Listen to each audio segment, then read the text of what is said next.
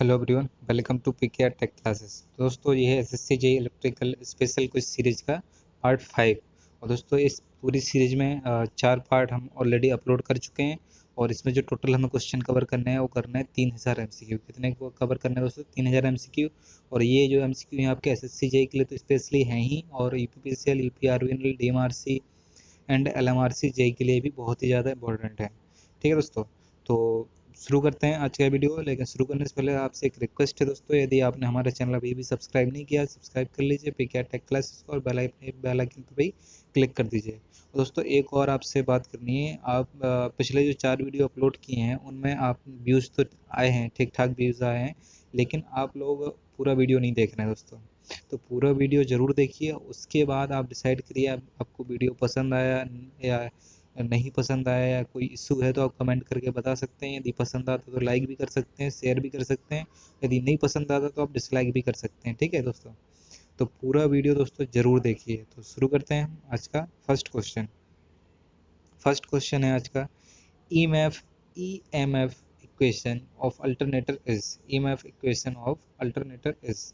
तो अल्टरनेटर की जो EMF इक्वेशन होती है वो क्या होती है? 2.22 F five Z, 22.25 Z F B, या फिर 222 फाइव एफ जेड, या फिर 2.1 एफ फाइव जेड। तो दोस्तों अल्टरनेटर की जो EMF इक्वेशन होती है वो क्या होती है? 2.22 एफ फाइव जेड। ठीक है, नेक्स्ट है, alternating working principle is. Alternator का जो वर्किंग प्रिंसिपल होता है वो क्या होता है दोस्तों?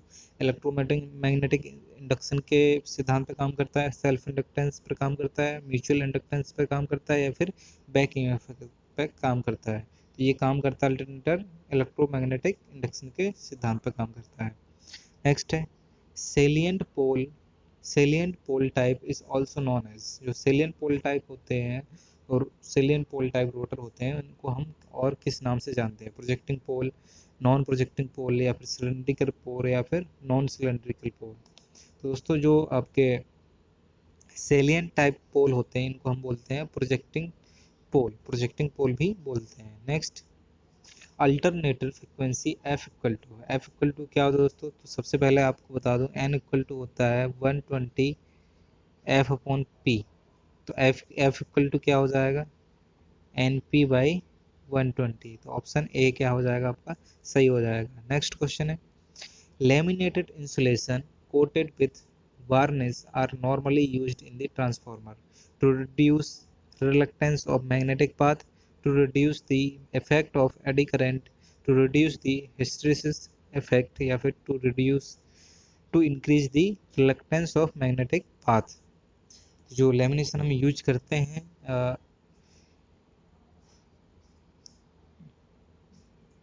ट्रांसफार्मर की वाइंडिंग के लिए, उसका हम किसके लिए यूज करते हैं? वो करते हैं हम to reduce the effect of eddy currents, to reduce the effect of eddy currents. Next है, transformer turn ratio determines the reflective impedance, the ratio of primary and secondary voltage, the ratio of primary and secondary currents, and all of the above. तो transformer turn ratio क्या determine करता है? इन सबको करता है। Next है, a transformer has primary and secondary winding, both of which are considered output। ये तो दोस्तों गलत है। एक है, क्या होता है? इनपुट होता है, एक आउटपुट होता है। तो प्राइमरी क्या होती है? इनपुट होती है, और सेकेंडरी आउटपुट होती है ट्रांसफार्मर। तो क्या primary and secondary winding both are input? ये भी गलत है।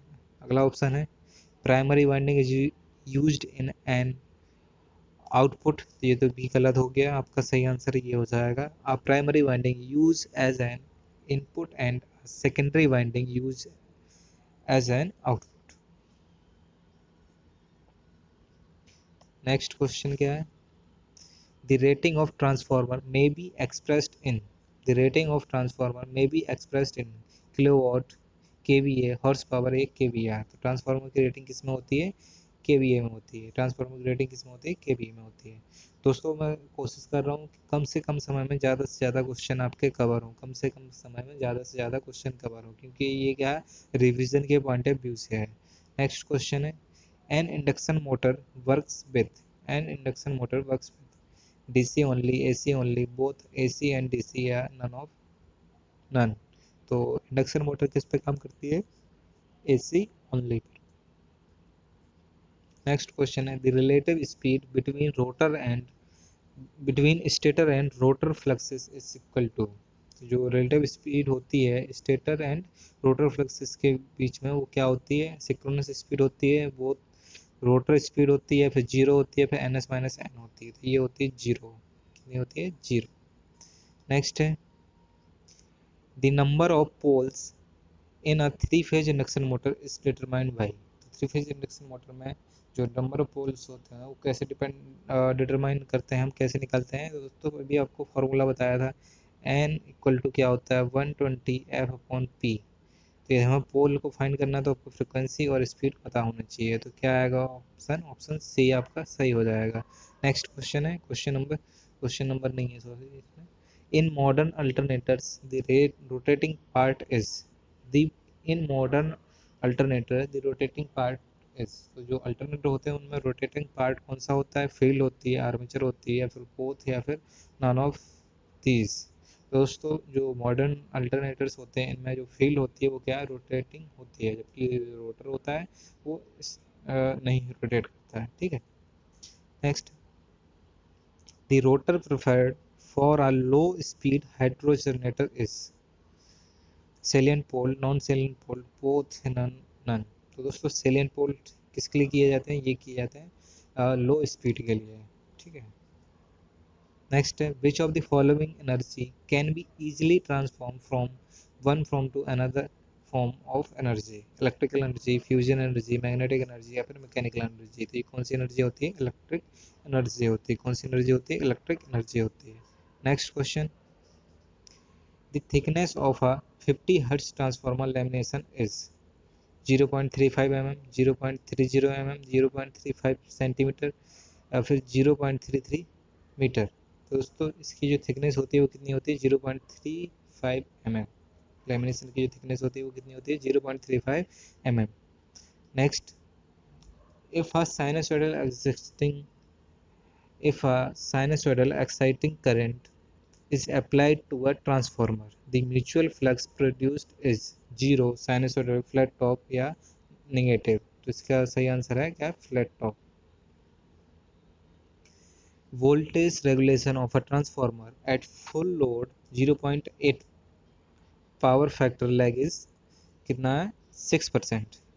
तो it's voltage regulation at full load 0.8 power factor lead will be. तो दोस्तों जब लीडिंग पावर फैक्टर होगा तो वोल्टेज रेगुलेशन क्या होगा, नेगेटिव होगा। वोल्टेज रेगुलेशन क्या होगा, नेगेटिव होगा। नेक्स्ट है, transfer of transfer of electric power from primary to secondary in a transfer in a transformer take place.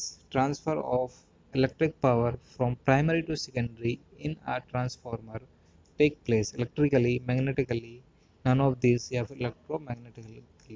तो ये किसके रूप में होता है, इलेक्ट्रोमैग्नेटिकली के रूप में होता है।